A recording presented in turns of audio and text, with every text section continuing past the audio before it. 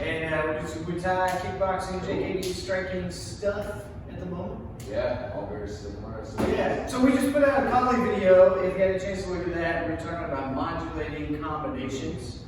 And a lot of times people get lists. In fact, I saw this guy, nothing wrong with it, he's just a younger guy on the internet teaching kickboxing. And he was like, oh, I studied with this guy, Arjan Chai, who's my Thai teacher. And he was like, I just disagree with his combinations, so I made this list, and all these work, you can trust me on them, I've used them in fighting. And I'm watching the combinations, and I'm like, man, these seem really familiar. And then I noticed all I did was subtract the first move from every single one. Yeah.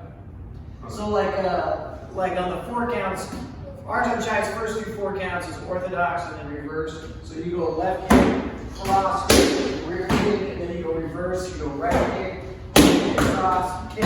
So he was doing that, but he was like in standard 4, he was just going hook and cross and kick, and then hook and cross. Yeah, it's making it a 3 count, which is a great idea. So let's talk a little bit about how we can get creative. And if you're in a class, you're gonna figure all this out anyway. So we just take the 4 count. I can start with the left kick, cross and hook and right kick. Then the next thing you could do is you could just change the elevation of the punches. So I can go left kick, cross to the head, and hook to the body, and then right kick. Or I can go hook to the head and cross to the body, right? Hook, cross to the body, hook to the head, kick. So that's an easy way to start installing variety. Then the next thing you could do is take the first motion and just substitute it. So instead of a round kick, I might go foot jab, right? So if he doesn't have gear, he can just hold the mitts, and I can just like do it gently and cross and hook and kick. But you can start to change it. Like it could be like a foot palm to the knee and cross and hook like that. It could be a side teep, you can go that way. That's it. So you change the kicking tool. Then the next thing you can do is substitute anything on that side. So the lead tool, in my case, in an orthodox stance, is always something from the left. So you don't want to change range too much, so I want a similar longer tool. That's what we start with changing the kick. But I could just throw a jab. So I could go jab, cross, hook, and do the kick that way. So you start to get a ton of variety. Then you have long combinations, like in the TBA, there's a 15 count and a 17 count. And you do what I mentioned about my other YouTube enthusiasts, is you just shortcut the combination. So take out the lead thing altogether. So cross and hook and kick. Oh man, I want to change the end. So I'm going to go cross and hook and knee. Right? You can see I moved in and I had to make a range adjustment. But pretty soon, you start mixing up all your combinations. I don't recommend doing this much variety in training, but pick something. Like you could say, I'm going to do every 4 count there is, but I'm always going to end with a right knee. So I'm going to go like left kick, cross and hook, and right knee. Then I'm going to go reverse into 4, kick, hook and cross, and right knee. Then I'm going to start with the right and end on the right, which is exactly the same. That's it. Then I'm going to start with the left and end on the left. So I'll finish with the left, and then I'm going to go right knee. So you got to have consistency while you also have creativity. Just like being on the basketball court, you can have somebody creative as Michael Jordan, but he's not going to stop dribbling. He's not going to ignore the structure of the game in general.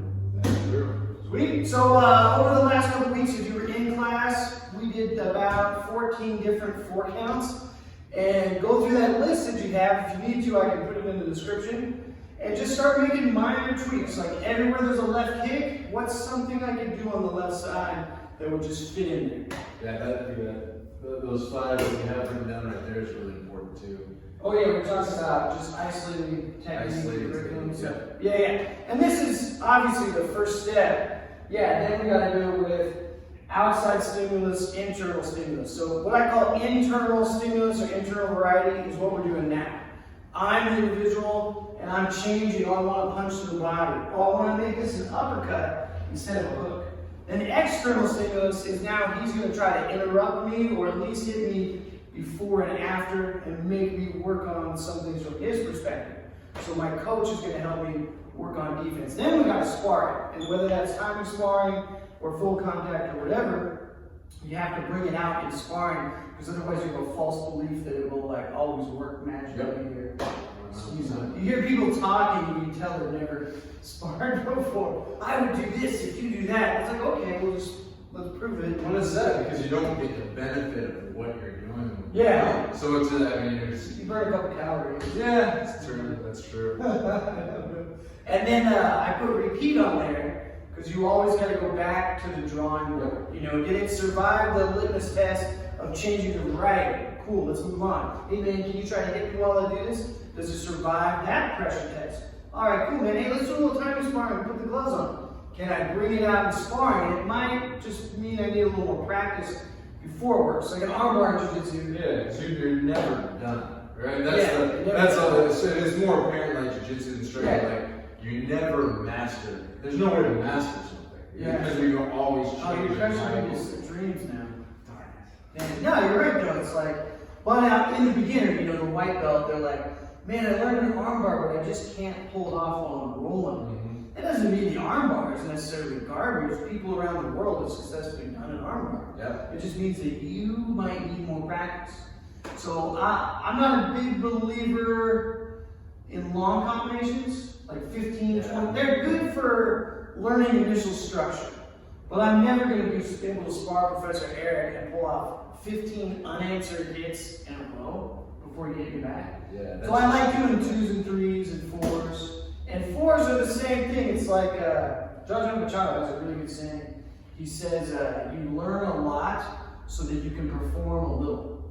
So you have this big scope of information. Man, I got this 30 count combination. But when we spar, I'm going to pull off 2 or 3 pieces of that combination. Just like the collie combination I did. I did like an 8 to a 10 count today. I'm never going to do 8 to 10 motions unanswered in a row. Yeah.